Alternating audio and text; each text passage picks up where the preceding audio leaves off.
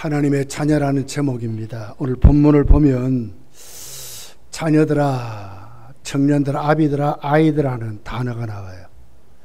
물론 신체적인 연령도 말씀하지만 이 말씀 우리 신앙이 성장하는 단계를 기록하고 있어요.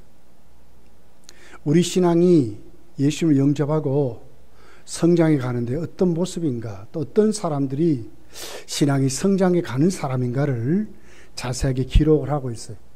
명절에 여러분, 우리가 하나님 앞에 더욱더 믿음이 성장하는 기회가 되기를 예수님 축복합니다.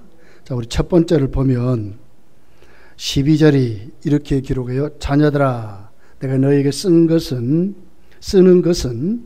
너희 죄가 그의 이름으로 말미암아 사함을 받았음이라.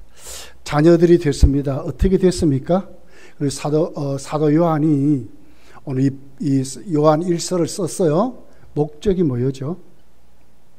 우리가 자녀된 것은 우리 힘도 아니고 우리의 노력도 아니고 그의 이름으로, 예수 그리스도의 이름으로 말미암아 하나님의 자녀가 됐다는 거예요. 믿습니까? 예수 그리스도의 이름으로. 얼마나 자신 있겠어요?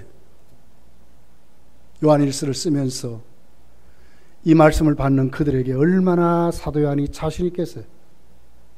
왜? 우리는 하나님의 자녀가 됐다는 거예요.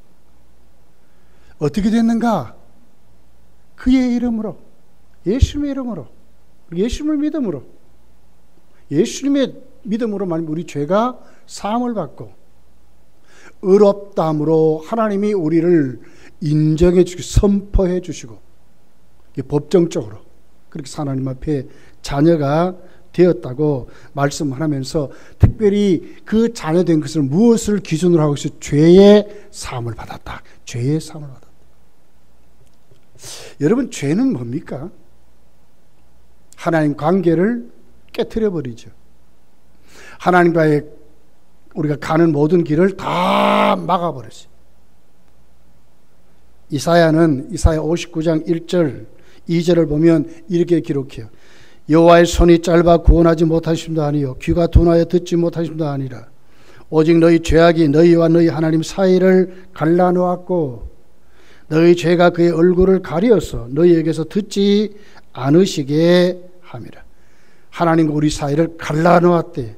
죄의 장벽으로 딱 막아버렸다는 거예요.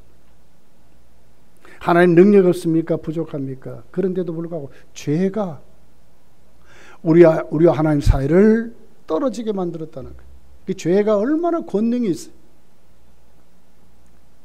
고린도전서 15장에 가서 보면 죄는 율법이 가지고 있는 것이 죄를 정죄하는 역할을 해요. 결과가 사망입니다. 사망아, 네 쏘는 게 뭐냐? 죄라 그랬거든. 그런데 오늘 그의 이름으로 우리가 죄 사함을 받았다는 죄사. 하나님의 자녀가 됐다. 죄 사함을 받으면 하나님 자녀 됐습니다. 하나님과의 관계가 회복됐다는 거예요. 그런 우리가 하나님 앞에 죄를 짓게 되면 어떻게 되겠어요? 우리 하나님 앞에 관계가, 그러니까 하나님께와의 그 관계가 하나님 앞에 우리가 가로막혀 버리는 무서운 결과를 낳는 거예요. 자녀 됐습니다. 그러나 중요한 키가 있어요. 신분적으로는 하나님 앞에 우리가 자녀 됐습니다. 죄 사함을 다 받았습니다. 법정적으로 우리는 이제 죄인이 아닙니다. 그런데도 저 여러분이 죄를 짓습니다. 죄의 역할이 뭐라고요? 하나님과 우리 사이를 갈라놓는다니까요. 관계를 깨트려 버린다니까요. 하나님과의 관계를 잃어버리게 만든다니까요. 그 죄를 지으면 하나님 앞에 우리 신앙이 소원해지는 거예요. 자신이 없어져요. 하나님은 항상 우리를 기다리시고 용서하시고 그런데도 불구하고 우리들이 스스로 그래요. 용서받았습니다. 어떻게? 신분적으로. 자녀되는 것은 영원토록 취소되지 않습니다. 그런데 문제는 뭐냐? 하나님과의 관계가 소원해진다니까요. 자신이 없어진다고요. 부끄러워서 하나님 앞에 나오는데 자신이 없어요. 자신. 여러분, 하나님 앞에 우리가 엎드리면 어떻게 되겠어요? 하나님 다 아시는데 이것부터 오는 거예요.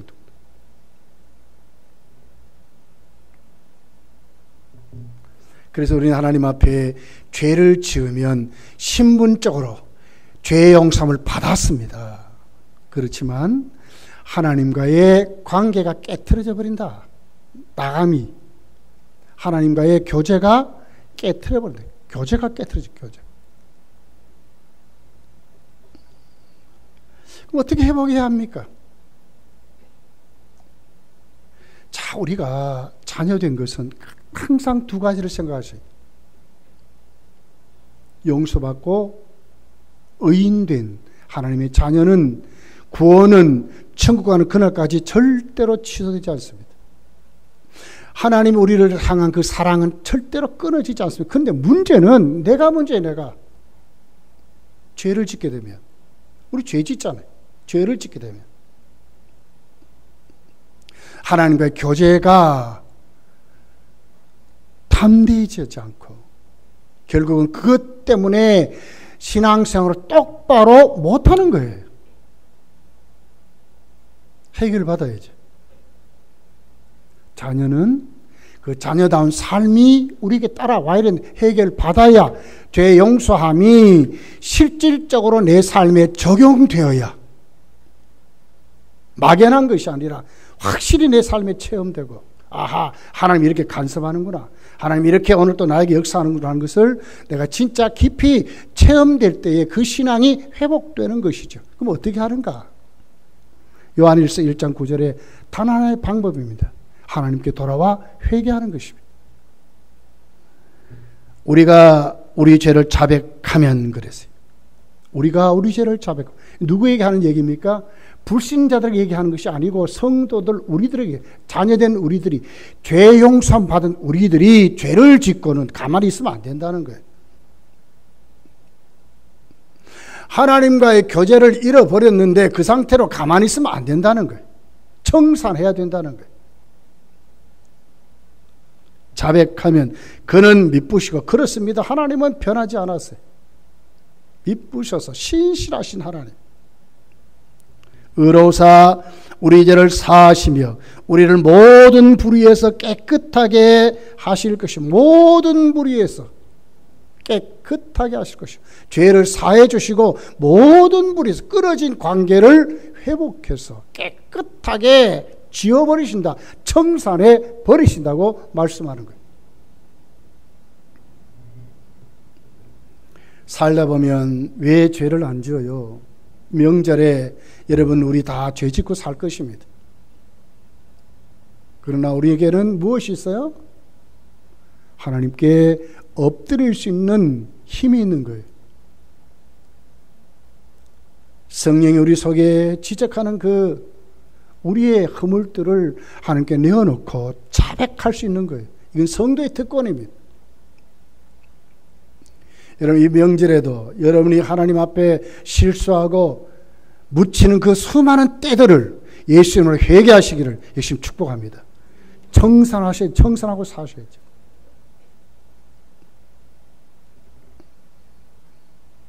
자, 그래서 오늘은 하나님이 우리를 자녀 삼았다, 그런 거예요. 1단계입니다. 1단계. 성도는 반드시 회개하며 사는 삶을 사는 거예요. 이렇게 예수님을 영접하고 죄사함 받았으면 죄사함 받은 것을 실천하며 사는 것이 성도의 삶이라는 거예요. 두 번째 삶이 있습니다. 믿음이 성장해 가는데 청년같이 성장을, 힘 있는 강한 자로 이제 회복되어 가게 되는 거예요. 살아있는 신앙으로 가게 되는 거예요. 베드로전서 2장 2절에 보면 이렇게 기록합니다. 갓난아이들과 같이 순전하고 신령한 저절을 사모하라. 이는 이로 말미암아 너희가 구원에 이르도록 자라게 하려 함이라. 자라게 하려 함이니라. 자라간대. 무엇으로? 신령한 저주로 자라게 하느니라.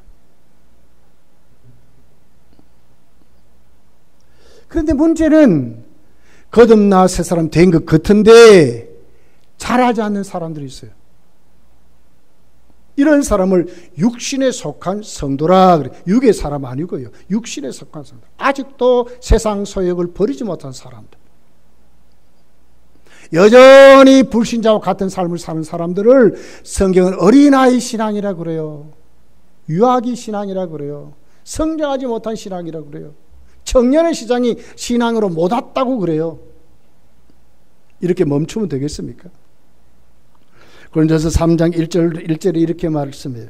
형제들아, 내가 신령한 자들과 대함같이 너희에게 말할 수 없어서 육신에 속한 자 곧 그리스도 안에서 어린아이들을 대함과 같이 하노라. 육신에 속한 자, 어린아이 같은 신앙, 성장하지 못한 신앙.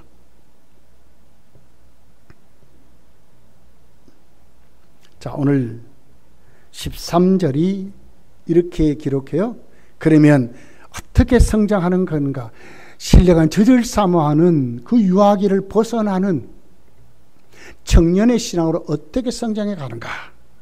청년들아, 내가 너희에게 쓰는 것은 너희가 악한 자를 이겼음이라 그러거든. 악한 자는 사단의 세력이거든. 세상 권세. 이긴대. 지는 사람 아니라. 유아기를 벗어나서 신령한 젖을 사모해서 성장하는 그 사람들은 청년의 신앙으로 갔는데 강한 자가 되는 거예요. 어떻게 해요? 사탄의 세력을 이기는데 세상 권세를 이기는 사람으로 살아간다는 거예요. 어떻게? 14절입니다. 청년들아, 내가 너희에게 쓴 것은 너희가 강하고 하나님 말씀이 너희에 거하시며 너희가 흉악한 자를 이겼습니다. 말씀이 거해서 우리 신앙이 강하게 되어서 청년 같은 신앙으로 성장해 가려면, 여러분 청년이 가장 힘 있는 자를 청년으로 말하잖아요. 그렇지만 거기에 가장 유혹에 잘 넘어져요. 그런데 무엇이 그를 지키고 무엇이 강한 청년의 힘을 가진 사탄의 세력을 이기도록 만드는가? 하나님의 말씀이 그들 속에 있다는 거예요. 우리의 신앙은 유일한 방법입니다. 뭡니까? 하나님의 말씀을 가지는 것입니다. 하나님의 말씀이 내 삶을 붙잡아 주지 않는다면, 하나님 말씀이 내 삶을 지배하지 않는다면 신앙은 성장하지 못하는 거예요. 할 수 없습니다. 아무리 여러분 난리를 쳐보십시오. 신앙이 성장하지 않아요.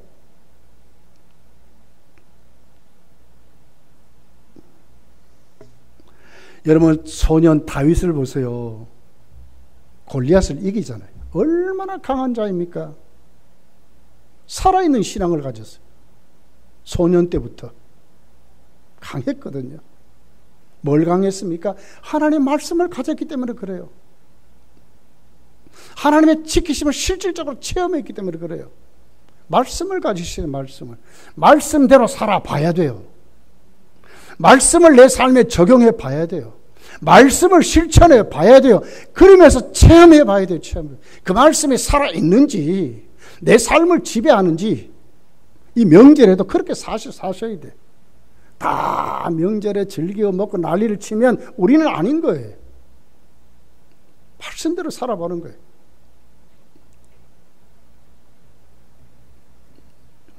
여러분 디모데를 보십시오. 디모데후서 3장 15절을 이렇게 기록해요. 또 어려서부터 성경을 알았나니 그러거든. 누가? 디모데가 어려서부터 성경을 알았대. 성경의 능히 너로 하여금 그리스도 예수 안에 있는 믿음으로 말미암아 구원에 이르는 지혜가 있게 하였느니라 그러거든요. 믿음으로 말미암아. 무엇이? 성경이, 하나님 말씀 너로 말미암아 구원에 이르는 지혜가 있게 했다는 거예요. 성장한 것을 말하거든요. 시편 119편 9절에 보면 청년이 무엇으로 그의 행실을 깨끗하게 하리이까? 주의 말씀만 지킬 따름이니이다. 무엇으로 깨끗하게? 주의 말씀을 지킨다고 하는 거예요. 청년이 하나님께 말씀에 붙잡히니까 그 정욕도요, 그 급한 성격도요, 천방추축 가리지 못하고 막 돌진하는 것도요 꺾어진다는 거예요. 하나님 말씀이 그를 통제한다는 거예요. 믿습니까? 여러분의 자녀들 이렇게 기르셔야 돼요. 청년이 항복하는 것은 하나님 말씀이 말씀 앞에.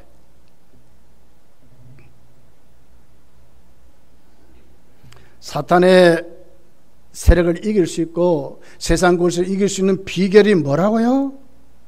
하나님 말씀을 가질 때 꼭 여러분의 가정이 이번에도 하나님 말씀이 여러분의 가정을 지배하기를 예수님 축복합니다. 그리고 세 번째, 아비들의 신앙입니다.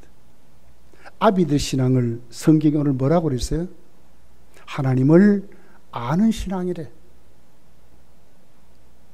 자, 거듭나 새 사람 됐습니다. 그 신앙이 성장합니다. 청년의 신앙을 가집니다. 강한 신앙이 됩니다. 말씀을 적용하고 막 복을 체험하고 그럽니다.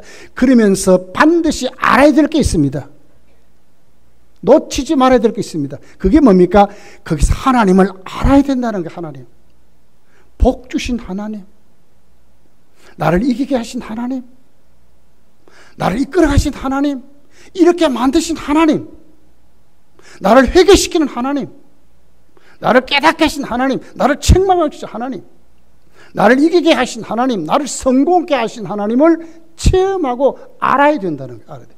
그 하나님을 아는 것이 여러분 우리 신앙의 정점입니다. 하나님을 아는 것입니다. 하나님. 자, 13절 14절 이렇게 중반에 이렇게 말해. 아비들아 내가 너희에게 쓰는 것은 너희가 태초부터 계시니를 알았으며. 태초부터 계시니. 14절에도 아비들아 내가 너희에게 쓴 것은 너희가 태초부터 계시니를 알았으며. 태초부터 계신 누구예요? 예수 그리스도. 동시에 성부 하나님을 삼위 하나님을 말씀하는. 하나님 말씀을 통해서 하나의 세상 사는 처세수를 보는 게 아니고요. 하나님 말씀을 통해서 우리 삶을 체험합니다. 하나님을 경험합니다. 그러면서 뭘요? 나를 향하신 그 하나님을 똑바로 아는 것, 하나님의 권능을 똑바로 아는 것, 그러면서 우리의 삶이 다 하나님께 영광 돌리는 삶으로 세워지는 것이 우리 신앙의 정점이죠. 아브라함의 신앙 한번 보십시오. 무엇이 아브라함의 마지막 계단이었어요? 하나님 앞에 하나님을 사랑하는 것, 하나님을 아는 것. 그래서 로마서는 아브라함을 우리의 믿음의 조상이라 어떻게 말해요? 하나님은 그렇죠. 하나님은 죽은 자를 살리시고 바랄 수 없는 것을 바라게 하시며 없는 것을 있게 하신 하나님으로 아브라함을 믿었다는 거예요. 누구를 알았어요? 하나님을 알았거든. 하나님을 모르니까 무조건 내 열심으로만 막 하려고 그래요. 내 지혜로만 하려고 그래요. 세상 사람들이 가는 그 쾌락을 쫓아가고요. 막 그래요. 아니요. 거기에 성도의 삶이 있는 게 아니에요. 성도는, 하나님의 자녀는 어디로 가야 합니까? 그런 것에 하나님을 아는 것으로, 하나님을 체험하는 것으로, 하나님의 이름을 나타내는 것으로, 하나님의 쓰심에 감사하는 것으로 자꾸 우리 믿음이 성장해 가는 것이 성도의 신앙의 성장의 단계라는 게 단계다. 다윗을 보십시오. 시편 23편이에요. 4절 6절에 이렇게 기록해요. 내가 사망의 음침한 골짜기로 다닐지라도 해를 두려워하지 않는데요. 예, 다윗에게 얼마나 많은 원수들이 있었나요? 얼마나 많은 적들이 있었나요? 그런데도 해를 두려워하지 않는데 왜 그렇습니까? 하나님을 알았기 때문에. 하나님. 여기 이렇게 말해요. 주께서 나와 함께 하심이라 주의 지팡이와 막대기에 나를 안위하시나이다 그러거든. 누가? 하나님이. 6절에 가서 보면 내 평생의 선하심과 인자하심이 반드시 나를 따르리. 하나님의 선하심과 인자하심이 다윗을 막 추적하는 것으로 말하거든요. 막 따라오는 것으로 말해요. 하나님을 아는 거. 하나님을. 내가 여호와의 집에 영원히 살리로다 그러잖아요. 얼마나 여러분 깊이 있는 신앙입니까? 뭘 알았어요? 하나님을. 여호와는 나의 목자시니 내가 부족함이 없는 것을 다윗이 아는 거예요.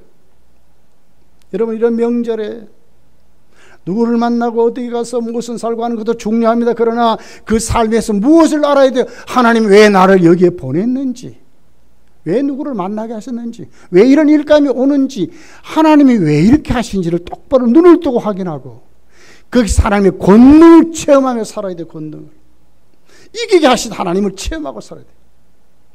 환난 날에 나를 부르라 내가 너를 영화롭게 하려 하나님 말씀하셨거든. 환난 날에 가만히 있으면 안 될 성도는요, 하나님을 불러야 돼. 하나님을 알기 때문에. 이번 명절에 여러분 이 같은 하나님을 구체적으로 체험하고 진짜 하나님을 잘 알아가는 그런 삶이 여러분에게 넘치기를 예수 축복합니다. 호세아 6장 3절에 이렇게 말씀해요. 그러므로 우리가 여호와를 알자, 힘써 여호와를 알자. 그렇습니다. 하나님을 알자 해야 됩니다. 이게 막 넘어지는. 요한복음 17장 3절에 보니까 영생은 곧 유일하신 참 하나님과 그를 보내신 자 예수 그를 아는 것이라 그러거든요. 아는 것입니다. 아는 것입니다. 여러분이 자꾸 이쪽으로 성장해 가시기를 예수님 축복합니다. 교회에 오면 일하는 것으로 끝나면 안 돼요. 하나님을 아는 것으로 끝나야 돼. 하나님을 체험하는 것으로 끝나야 돼. 자, 오늘 15절, 16절, 17절입니다. 그렇기 때문에 세상을 이기는 거예요. 사단을 이기는 거예요. 정욕과 욕심을 이기는 거예요. 이 세상이나 세상에 있는 것들을 사랑하지 말라. 누구든지 세상을 사랑하면 아버지의 사랑이 그 안에 있지 아니하니. 이는 세상에 있는 모든 것이 육신의 정욕과 안목의 정욕과 이생의 자랑이니 다 아버지께로 온 것이 아니요. 그렇습니다. 하나님을 알면 이제 분별이 가는 게 분별이. 세상으로부터 온 것이라. 이 세상도 그 정욕도 지나가되 오직 하나님의 뜻을 행하는 자는 영원히 거하느니라 그러거든요. 하나님을 똑바로 알고 이 명절에도 하나님 뜻대로 살아가시기를 예수님 축복합니다. 기도하겠습니다.